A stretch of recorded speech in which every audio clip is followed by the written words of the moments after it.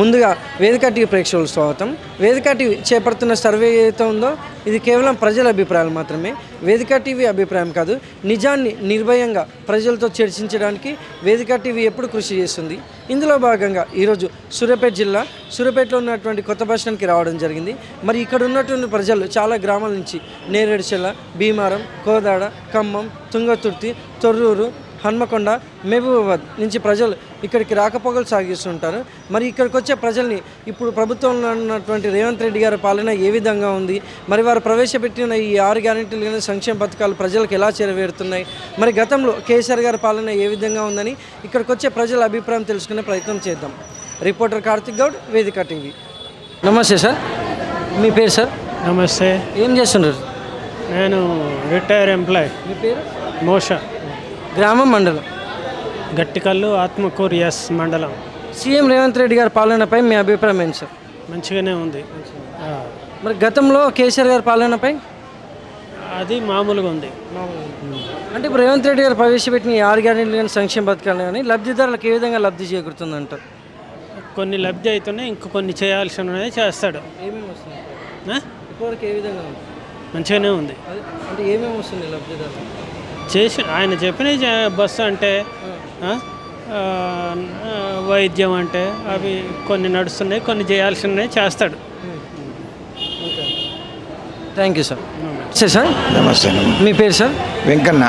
ఏం చేస్తుంటారు సార్? నేను అగ్రికల్చర్ డిపార్ట్మెంట్లో రిటైర్ అయ్యాను. గ్రామం, మండలం? మాది దేవరకొండ. సీఎం రేవంత్ రెడ్డి గారి పాలనపై మీ అభిప్రాయం ఏంటి సార్? ఏంటి? సీఎం రేవంత్ రెడ్డి గారి పాలనపై మీ అభిప్రాయం ఏంటి సార్? ఇంకా అది దారి దిక్కు లేని ప్రభుత్వం, మనం ఏం చెప్పలేం. ఏ విధంగా? ఏ విధంగా అన్న చెప్పినవి చేయరు, చేసినవి చెప్పరు. చేసేడే చెప్పరు, చెప్పినవి చేయరు. అంటే ఏమేమి చేయాలి? ఇప్పుడు రైతు బంధు అన్నారు, రుణమాఫీ అన్నారు, ఎక్కడ ఏ మండలంలో పూర్తిగా కాలేదు, ఏ ఊర్లో కూడా పూర్తిగా కాలేదు. మరి గతంలో కేసీఆర్ గారి పాలనపై మీ అభిప్రాయం? చేసారు కేసీఆర్ గారు అందరికీ అసలు టెన్షన్గా, అసలు వాళ్ళకు వచ్చి పడ్డదానిక తెలియకపోయి అందరికి వచ్చేది.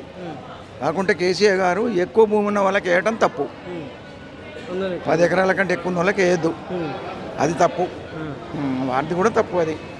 కానీ ఇది రైతుకు కావాల్సిన న్యాయం జరుగుతలేదు ఇక్కడ ఈ ప్రభుత్వంలో. లక్షల కొద్ది ఎకరాలు ఎండబెట్టారు ప్రాజెక్టులు పెట్టి.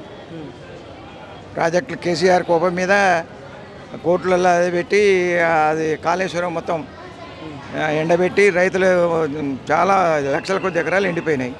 ఇలా రైతులను ఆదుకున్నట్టు లేరు, కనీసం వాళ్ళకు పట్టించుకున్నట్టు లేరు. ఎంతోమంది చచ్చిపోతున్నారు.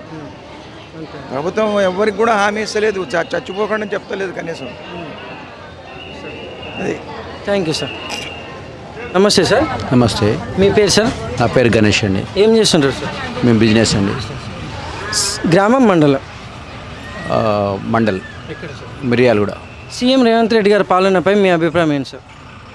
ఏ ప్రభుత్వం అయినా ఉచితాలు ఇచ్చి అప్పుల పాలు చేసి జనాలకి ఉచిత అనవసరమైన హామీలతో ఇబ్బందులు పెట్టడం తప్పితే కొత్తగా చేసేది ఏమి లేదండి. అంతే. ఎందుకంటే ఏంటంటే ఇప్పుడు ఉచిత పథకాలతో జనాలను ఇబ్బంది, దేశం రాష్ట్రం అప్పుల పాలై భూములు అమ్ముకునే పొజిషన్కి తీసుకొస్తారండి. ప్రతి ఒక్కటి అంతే, కేసీఆర్ అయినా రేవంత్ రెడ్డి అయినా సరే ఉచిత పథకాలంటూ జనాలకు ఇచ్చి రాష్ట్రంలో ఉన్న భూములని, గవర్నమెంట్ భూములను అమ్ముకొని కట్టే పొజిషన్ తీసుకొస్తున్నారు. ఈ ఉచితాలు పోయిన రోజు రాష్ట్రాలు ఏదైనా బాగుపడుతుంది. మరి గతంలో కేసీఆర్ గారి పాలనపై మీ అభిప్రాయం ఏంటి? కేసీఆర్ కూడా అదే పరిస్థితి అండి. అప్పులు చేసి జనాలకు పంచి పెడుతున్నారు. అప్పు చేసి పప్పు కూడా అనే రీతిలోనే ప్రభుత్వాలు నడుస్తున్నాయి. కానీ అభివృద్ధి అనే దాని చాలా కుంటుపడిపోయినాయి 2 రాష్ట్రం వల్ల. అభివృద్ధి అనేది లేకుండా ఎప్పటికీ ఉచితాలకు, సంక్షేమానికే ఆదులాదిస్తున్నారు. జనాలు సంక్షేమం ఉంటేనే ఓట్లు వేస్తారనే దృష్టిలో, కానీ అభివృద్ధి అనేది లేకున్నది. భవిష్యత్ తరాలకి గవర్నమెంట్ భూములు అనేది లేకుండా చేసుకుంటారు. Thank you sir. వెల్కమ్. నమస్తే సార్.